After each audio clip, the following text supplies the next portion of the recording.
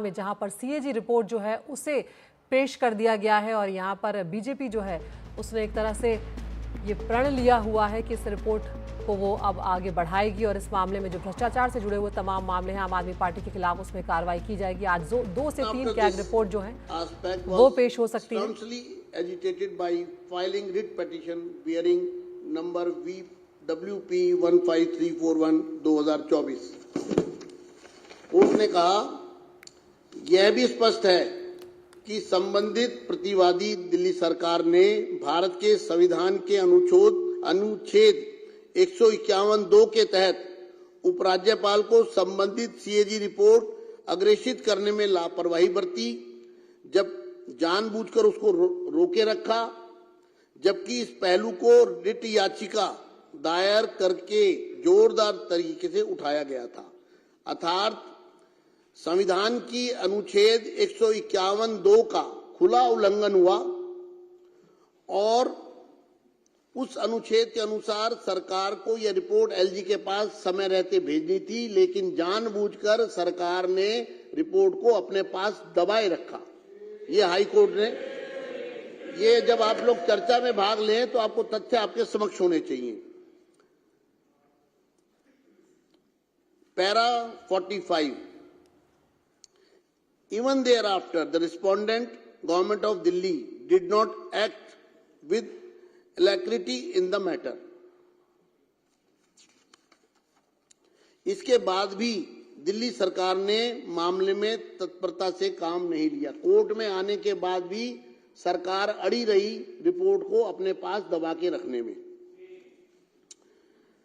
46, ये high court की टिप्पणियां पढ़ रहा हूं जो किस प्रकार से संवैधानिक शक्तियों का उल्लंघन हुआ है, किस तरह से रिपोर्ट को छुपाया गया है। 46, it is quite evident there has been an inordinate delay on the part of the respondent government of Delhi in taking requisite steps for laying the CAG reports before the Legislative Assembly. The sequence of events and the timeliness reveal a disdainful disregard by the government of Delhi of its constitutional obligation।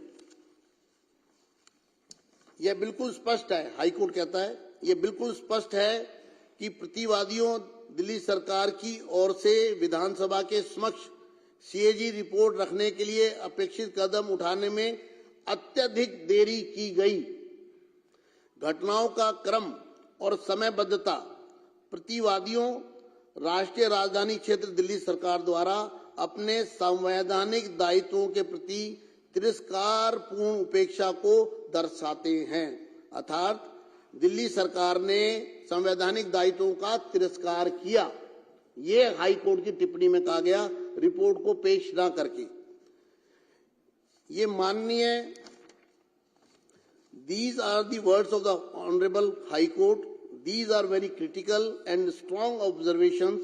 In para 49, the Honorable Court has said, it is directed that once the Legislative Assembly is constituted and summoned pursuant to the upcoming elections, requisite steps shall be taken by the respondent government of Delhi inter alia under Rule 24, 27 and 289 of the Rules of Procedure for the purpose of laying the CAG reports as expeditiously as possible। यह माननीय उच्च न्यायालय के शब्द है। यह बहुत ही गंभीर और कड़ी टिप्पणी है। इसके अलावा पैरा 49 में माननीय न्यायालय ने कहा है, यह निर्देश दिया जाता है कि आगामी चुनावों के बाद जैसे ही विधानसभा का गठन होता है और सदन को आहूत किया जाता है, दिल्ली सरकार द्वारा अन्य बातों के साथ साथ प्रक्रिया नियमों के नियम 24, 27 और 289 के तहत सीएजी रिपोर्ट को यथाशीघ्र सदन के पटल पर रखने के लिए आवश्यक कदम उठाए जाएं। अतः यह बहुत ही खुशी की बात है कि नई सरकार द्वारा माननीय उच्च न्यायालय की रिपोर्ट जो है यहाँ पर सीएजी की रिपोर्ट पेश कर दी गई है विधानसभा में। शराब घोटाले से लेकर डीटीसी में जो घाटा हुआ है उसका जिक्र यहाँ पर स्पीकर विजेंद्र गुप्ता करते हुए नजर आ रहे हैं। हाईकोर्ट की टिप्पणियों का वो यहाँ पर हवाला दे रहे हैं कि किस तरह से हाईकोर्ट ने सख्त टिप्पणियां करी इस मामले में और इस मामले को आगे बढ़ाने को लेकर बीजेपी यहाँ पर तत्पर नजर आ रही है। आज जब विधानसभा की कार्रवाई शुरू हुई है तब रेखा गुप्ता जब वहाँ पर पहुंची, क्या एक रिपोर्ट भी उन्होंने पेश की, तब क्या कुछ उन्होंने कहा है वो भी आपको सुनवाते हैं।